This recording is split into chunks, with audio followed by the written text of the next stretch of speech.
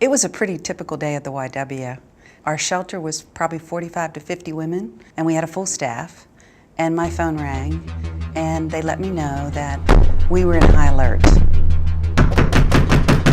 Open the door now! We know you're in there! Open the door!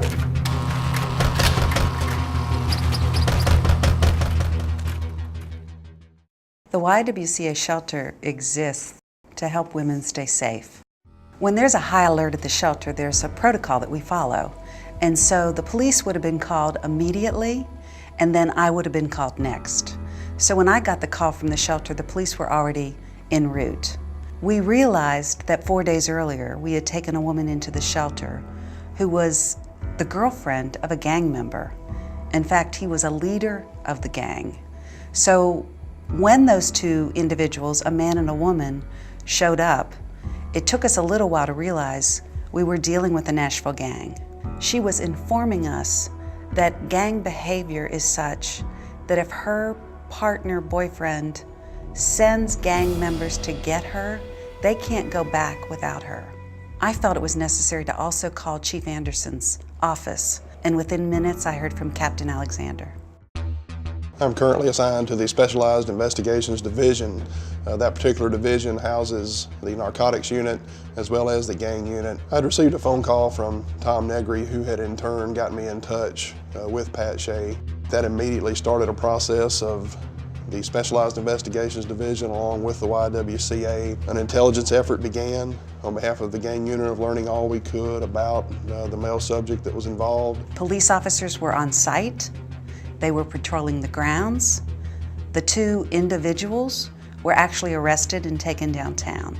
We obviously wanted to do everything we could do on behalf of the police department to make this a safe situation. Things got calm again, but we were still on high alert. About 5:30, our shelter leader was getting ready to go home, and that's when she saw a car pulled over on the side that looked like it was having car trouble.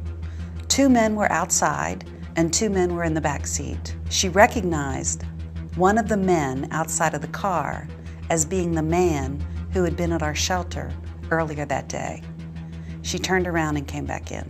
Our staff continued the process of finding an alternative plan for our client and her daughter.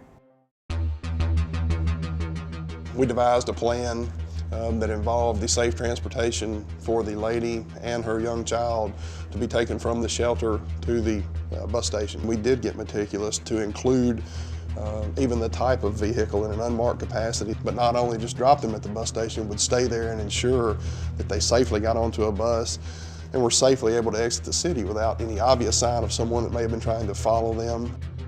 It was about 2:30 in the morning when I finally got a text. Everything was okay. She was gone. She was safe. It was over. The YWCA and the police department were able to work together at any time of the day or night when people need the help the most. That's when those relationships really matter, and that's when those relationships can prove to be very, very effective, and that was the case in this scenario.